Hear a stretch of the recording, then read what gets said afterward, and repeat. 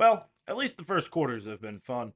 What's going on, everyone, and welcome into another episode of Wizards' latest. And yeah, for a third straight game, the Wizards had a first quarter lead, but couldn't hold on to it. They suffered their fifth straight loss here this year. But don't worry, I'm here for your daily reminder that things are going to be okay in the district despite the loss to Boston and despite, of course, now a 1-7 start here on the season. Don't worry, things are all right. I'm here for your daily dose of maybe a little bit of positivity surrounding the district's basketball team. And of course, we're going to talk about that Wizards Celtics matchup. I want to talk about Alex Sarr, easy player of the game, to be quite honest. Don't worry, it's not. Don't. I'm just. It's not a love fest here completely. I am going to give you one complaint I have with the game and just with the team as a whole here this year. Going to ask you a question relating the NBA Cup. And as always, guys, we're going to jump into the comment section from the previous video. Stay tuned there. I think it gets a little bit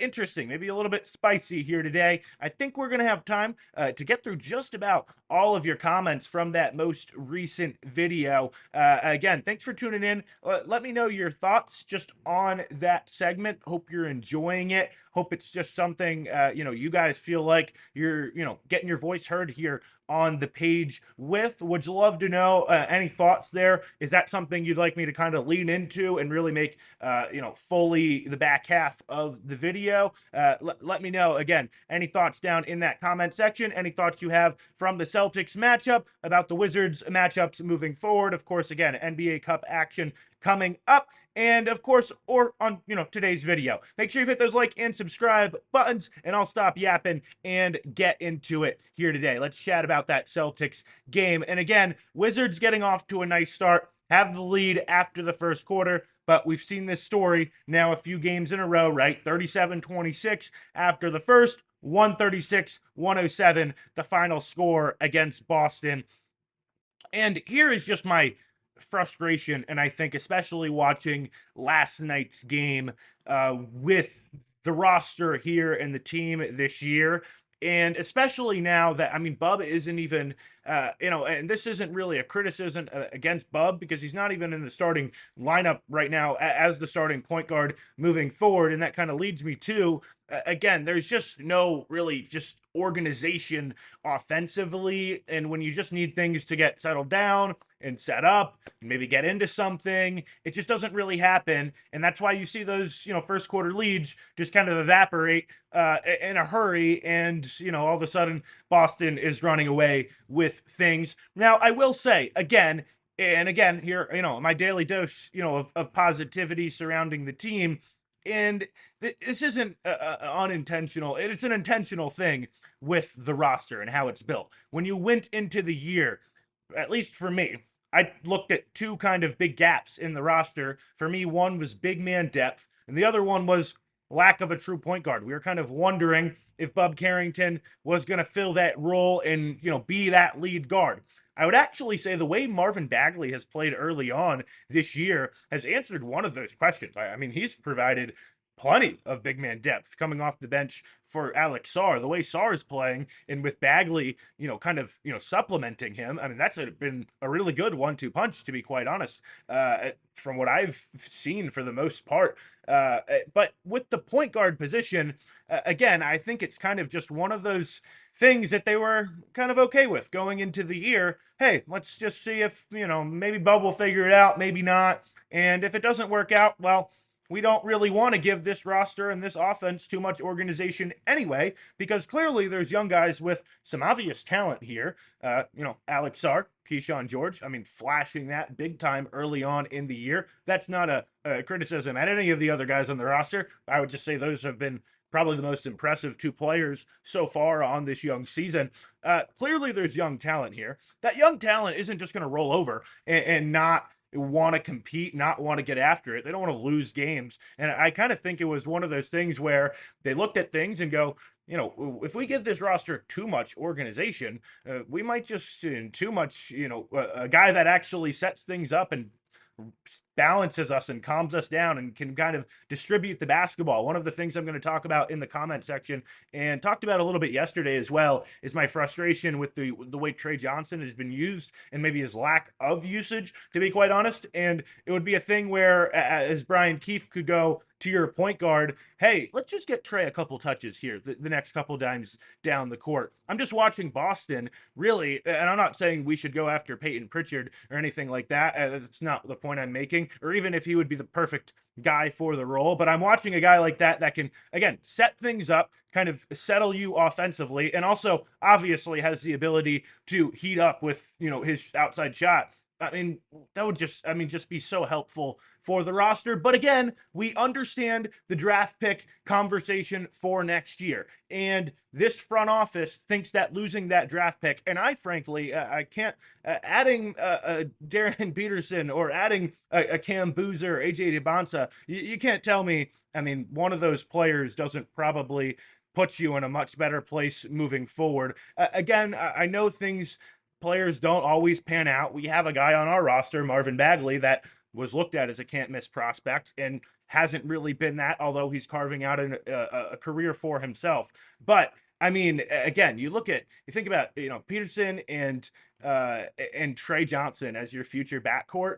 I mean, you're telling me you wouldn't love that. So, and again, I'm going to circle back to that draft pick conversation in the comment section, but there's value there, and I understand the thought process there for sure. But again, and I said this yesterday, as a fan, it stinks to watch your team lose by almost 30 points. It's not fun. But let's get positive again, because again, that's what we talk about all the time. And Alex Sarr, I'm going to ask you again, what do you guys think his ceiling looks like after this start to the year? Another 30-point performance for him. 31, 8, and 2 last night. 31 points, 8 boards, a couple of assists, 3 blocks, goes to 12 of 20 from the floor, 4 of 5 from outside. Again, gets himself going a little bit closer to the hoop. He was almost working his kind of like mid-range face-up game. He had a little fadeaway kind of in the mid-post that was just gorgeous. And then getting confident there, stepping away from the basket and knocking down outside jumpers. Again, continuing to show off his rim protection. Alex Sarr, man, the stat everyone probably saw was, the third fastest player in the league with 1,000 points, 100 threes, and 100 blocks behind Wemby and Chet. I mean, you put him in guys' conversations like that, and I realize players, for most of NBA history, weren't stepping into the league as 7-footers and shooting 3-pointers. But you think about a Brook Lopez who added it to his game as he got older. But still, I mean, if you think about, you have a player of Wemby and Chet's echelon here on this Wizards roster, I think you're pretty fired up for the future moving forward. And again, it's one of those things where they had to have looked at the talent kind of here, and with trying to hold on to that pick next year in mind, we're going, hey, we have to sort of leave some gaps, or actually we might be kind of good. Let's move on a little bit. I actually just have a quick question for you guys. Do you think there's going to be any changes made going into this NBA Cup matchup against the Cavs, matching up with the Cavs group stage action this Friday night? Do you think anything's going to look different? Do you think that'll be used as an opportunity, maybe to give Brian Keefe, hey, this is a game you can try to win? Really, I don't know. I don't know what the conversation is like between Will Dawkins and Keefe, but hey, and they're never going to admit publicly ever, right? You can't do this, that, hey, we're fine with losing. They're not going to say that.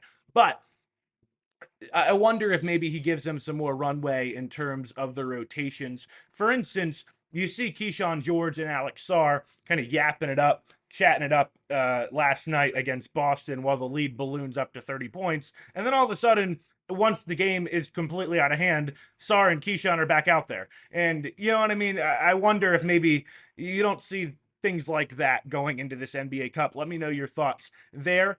And lastly, guys, as always, again, let's jump into the comment section. Hope you are enjoying that, that segment of the show. Again, a chance for you to get your voice heard and kind of build this community here on the Wizards' latest page. Trigger Films, welcome aboard, man. He said, don't know I haven't how I haven't found this before. Great segment. We're glad to have you. Make sure you back down in that comment section. We really do try to get to almost all of them. Sometimes we might miss a couple, but make sure you back down in that comment section. Drop your thoughts for me. Thad Take One says, when do you think Trey will get in the starting lineup? And my take is there on that is I'm hoping soon because again, CJ McCollum, another rough performance last night. It's not.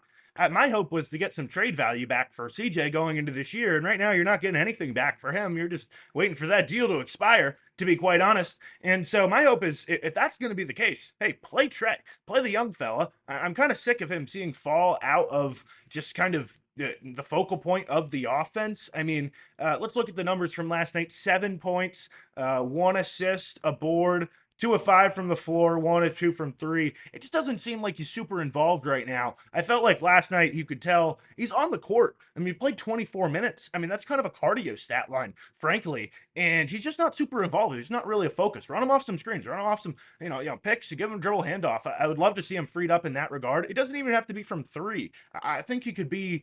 It could be from the elbow, from the mid range. I don't know. I would like to see a little bit more involvement with a Trey Johnson, but.